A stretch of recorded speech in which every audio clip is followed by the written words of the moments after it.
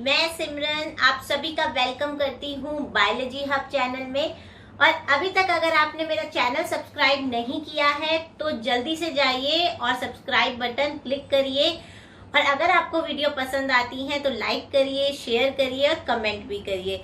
तो फटाफट से सबसे पहला काम क्या करना है, सब्सक्राइब करना है बायोलॉजी हब को।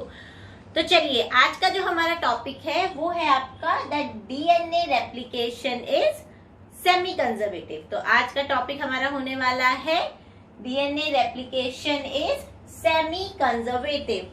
तो चलिए, लेट्स गेट स्टार्टेड।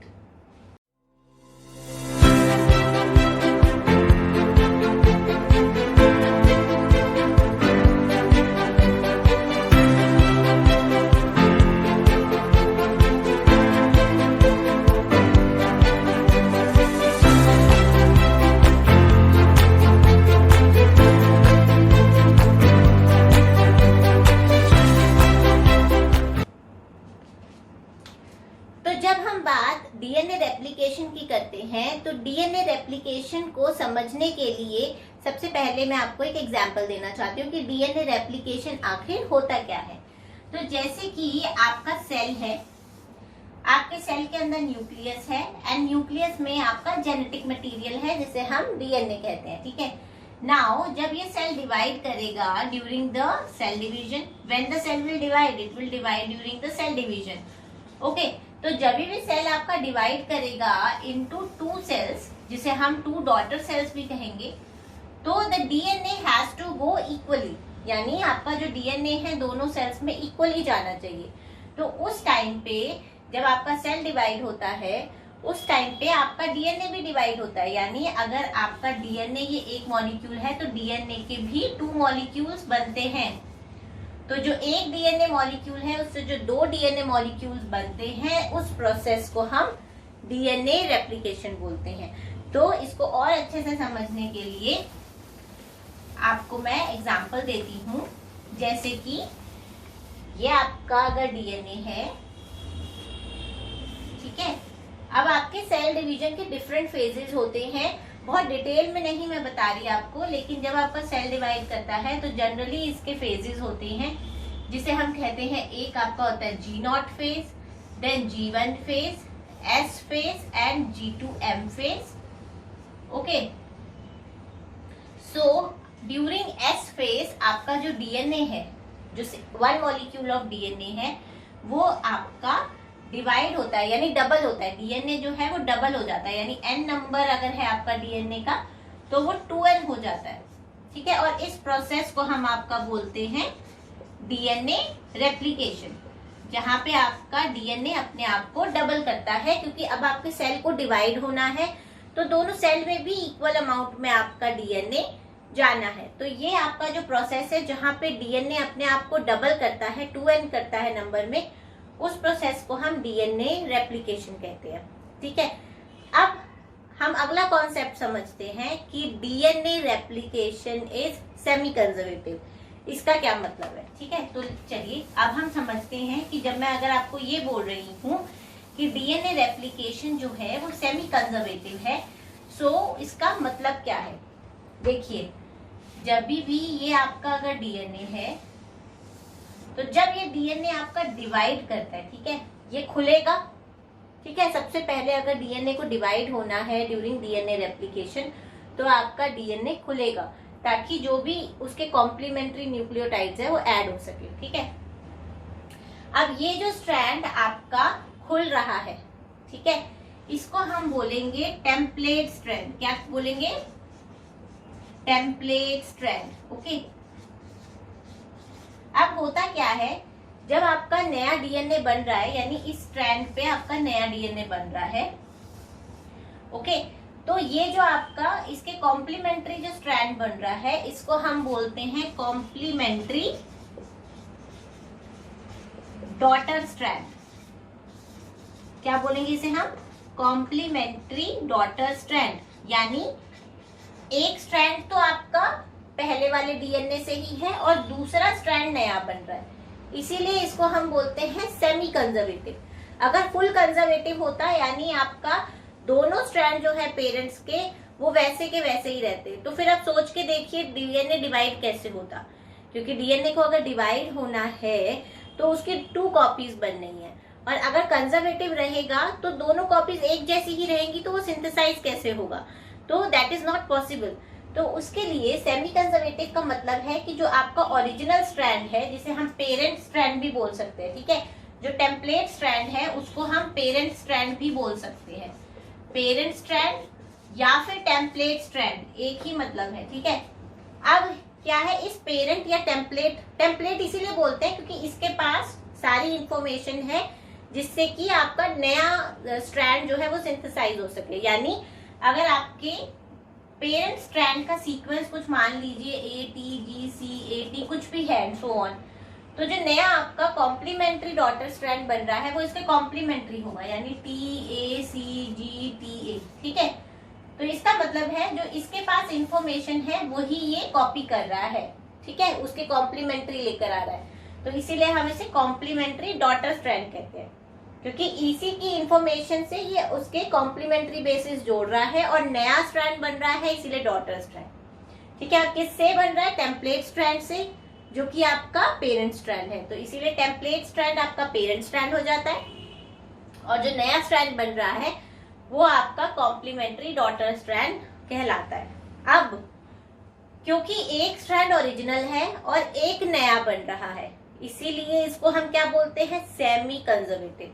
कंजर्वेटिव नहीं बोलते, सेमी बोलते हैं। सेमी इसीलिए क्योंकि एक स्ट्रैंड आपका पुराना है और एक उस पे नया बन रहा है, ठीक है। तो आई होप अब आपको सेमी कंजर्वेटिव का मतलब समझ आ गया होगा, ठीक है। अब एक और चीज, ये जो कॉन्सेप्ट है ये आया कहाँ से? There must be some experiments linked to it, ठीक है। तो जो एक्सपेरिमेंट इससे लिंक है उसे हम बोलते हैं मिचेल्सन एंड स्टॉल एक्सपेरिमेंट, ठीक है।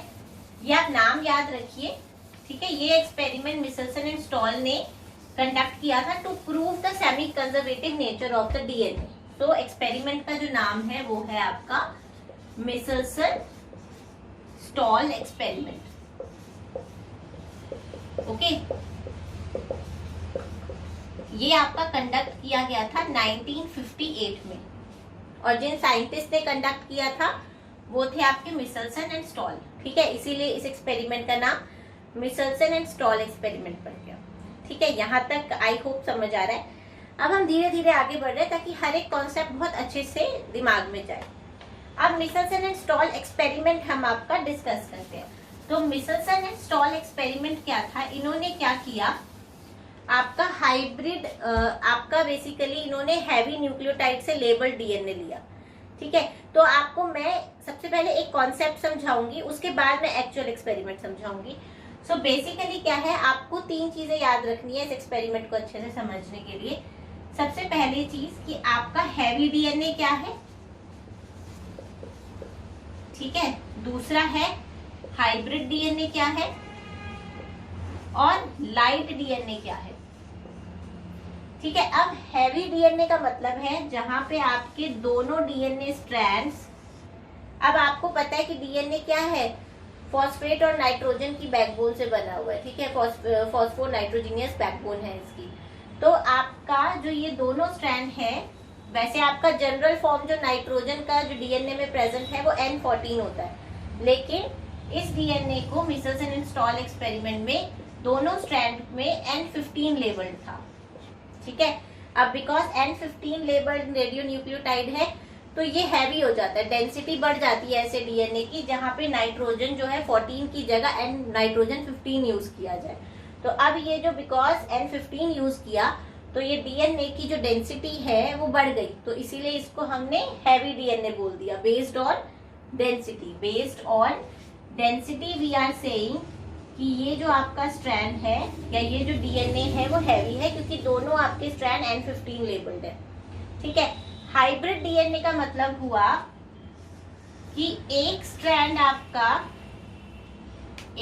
में N15 है और एक में आपका N14 है, तो वो हाइब्रिड हो गया। यानी N15 भी है N14 भी है तो वो हाइब्रिड डीएनए हो गया। और लाइट का मतलब है कि आपके जो दोनों डीएनए स्ट्रैंड्स हैं वो आपके N14 लेबल है, ठीक है। तो बेस्ड ऑन डेंसिटी ये होता है कि जहाँ पे दोनों स्ट्रैंड N15 लेबल्ड है उसकी डेंसिटी सबसे ज्यादा हो जाती है, तो वो हैवी होता है। देन N14 एंड N15 उसकी इंटरमीडिएट डेंसिटी होती है, तो वो बीच में आपका कहीं उसकी डेंसिटी आती है। और लाइट में क्योंकि आपके दोनों ही स्ट्रैंड नॉर्मल नाइट्रोजन से लेबल्ड है, तो उनकी डेंसिटी सबसे कम होती है। यानी अगर आप टेस्ट ट्यूब में इन तीनों डीएनए को अगर आप मिक्स कर दे तो कहाँ पे बैंड बनेंगे? तो बिकॉज हैवी डीएनए सबसे नीचे होगा, हाइब्रिड बीच में होगा और आपका लाइट ऊपर होगा। ठीक है, तो एन आपका लाइट डीएनए जो है सबसे ऊपर होगा, हाइब्रिड वाला बीच में होगा एंड जो आपका हैवी है वो सबसे नीचे होगा। तो this is basically based on density. ठीक है, तो ये कॉन्सेप्ट आपको याद रखना है, तभी आपको मिचेल्सन एंड स्टॉल एक्सपेरिमेंट बहुत अच्छे से समझ आ सकता है। ठीक है, तो आपको ये याद रखना है, हैवी डीएनए मतलब जहाँ पे दोनों स्ट्रैंड N15 लेबल्ड है, हाइब्रिड मतलब जहाँ पे एक स्ट्रैंड N15 लेबल्ड है और एक N14 लेबल्ड है, एंड लाइट मीन्स जहाँ पे दोनों स्ट्रैंड आपके N14 लेबल्ड है। Right, so now let's come to Meselson and Stahl experiment. Okay, तो मिचेल्सन एंड स्टॉल ने क्या किया, उन्होंने आपका सबसे पहले लिया हैवी डीएनए। ठीक है, now you understand the meaning of heavy DNA. That means आपके जो दोनों स्ट्रैंड्स है वो आपके N15 लेबल्ड है और ये एक्सपेरिमेंट कंडक्ट किया गया in E coli. Okay, so first generation यानी आपने लेबल किया डीएनए, और फर्स्ट जनरेशन यानी जब आपका पहला डिवीजन हो गया, लगभग इकोलाई में the division time is 20 minutes, तो फर्स्ट जनरेशन आपको 20 मिनट्स बाद मिल जाएगी। यानी जितने भी सेल्स जितना भी आपने लेबल डीएनए जितने सेल्स में डाला, वो सेल्स जब डिवाइड करे 20 मिनट बाद और उनके डॉटर स्ट्रैंड्स से आपने डीएनए निकाला, तो आपको वो हो जाएगी first generation. So after first generation जो आपका डीएनए पाया गया, वो पाया गया कि एक आपका N15 था और एक आपका N14 था। Okay, so one was N15 and one was N14, यानी हाइब्रिड डीएनए आपको मिला आफ्टर द फर्स्ट जनरेशन। तो यानी सारा डीएनए जितना भी आपको फर्स्ट जनरेशन के बाद मिला वो हाइब्रिड था, यानी 100% आपको हाइब्रिड डीएनए मिला है after the first generation. Now after the second generation में क्या हुआ, आपका जो आपको 50% हाइब्रिड मिला और 50% आपका जो है वो आपका मिला लाइट। ठीक है, तो आपका सबसे पहले जो है 50% हाइब्रिड मिला, यानी 50% ऑफ द डीएनए जो था वो N15 N14 था। ठीक है, एंड बाकी का N14 था। ठीक है, तो यानी आपके दोनों मिक्स्ड मिले, आपको लाइट डीएनए भी मिला और आपको हाइब्रिड भी मिला। तो इसका मतलब क्या हुआ, यहाँ पे जो आपका परसेंटेज है वो 50% हुआ। तो यहाँ पे ये कैसे पॉसिबल है, ये इसीलिए पॉसिबल है, अगर आप इस डीएनए को ध्यान से देखें तो जब आपका डीएनए रेप्लिकेशन होगा, now just focus on this DNA, hybrid DNA और सेकेंड जनरेशन। ठीक है, हमने फर्स्ट समझ लिया, हमें फर्स्ट जनरेशन के बाद हमें हाइब्रिड डीएनए मिला। अब यहाँ से हम देखते हैं कि ये सिचुएशन कैसे आई। ठीक है, सो इसको हम थोड़ा इलेबोरेट करके देखते हैं। फर्स्ट जनरेशन में हमको आपका मिला हाइब्रिड डीएनए। ओके, तो ये चीज याद रखनी है, हमें फर्स्ट जनरेशन में मिला hybrid DNA. Okay, so first generation में जो आपका डीएनए मिला वो था N15 N14। अब हमें समझने की कोशिश करनी है कि हम कैसे कहते हैं कि ये डीएनए का जो रेप्लिकेशन है वो सेमी कंजर्वेटिव है। अब जब ये दोनों स्ट्रैंड्स खुलेंगे तो आपका ये रहा ब्लैक वाला, जिसको हम मान लेते हैं कि आपका N15 है, और दूसरा है आपका ब्लू वाला जो कि हम मान लेते हैं कि N14 है। अब ये दोनों क्या करेंगे, टेम्पलेट की तरह काम करेंगे फॉर द नेक्स्ट जनरेशन। तो N15 वाले पे अब बिकॉज आपका जो नया मीडिया है उसमें आप कोई हैवी न्यूक्लियोटाइड्स नहीं डाल रहे, सिर्फ N14 वाली नाइट्रोजन ही डाल रहे हो। तो अब ये जो ब्लैक स्ट्रैंड है it would act as a template जिसपे आपका नया स्ट्रैंड की सिंथेसिस होगी, यानी N14 वाला डीएनए आएगा, क्योंकि अब आप कोई हैवी न्यूक्लियोटाइड तो मीडिया में यूज नहीं कर रहे जिसमें इकोलाई ग्रो कर रहा है। और जो N14 वाला है उसके अंदर भी आपका N14 वाला डीएनए बनेगा। ठीक है, इसीलिए हम कहते हैं आपका सेमी कंजर्वेटिव है, क्योंकि अगर ये सेमी कंजर्वेटिव नहीं होता तो ये जो दोनों स्ट्रैंड्स हैं आपको ये 50% का रेशियो नहीं मिलता।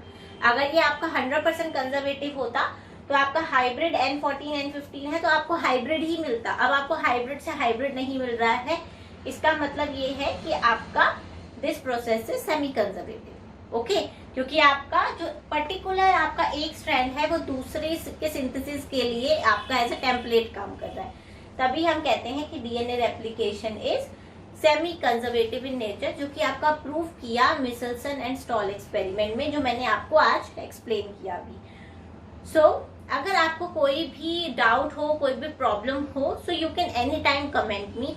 एंड इस एक्सपेरिमेंट में आपको कोई भी प्रॉब्लम रही हो या आपको कोई ये दिक्कत रही हो कि डीएनए रेप्लिकेशन कैसे सेमी कंजर्वेटिव है, so do write comment and don't forget to subscribe my channel, and please do suggest me if you have any doubts which you want me to take. And since NEET exams bhi pass mein hai, so I want to wish all the students a very good luck with their studies, and for any help they can contact me anytime. So धन्यवाद, thank you.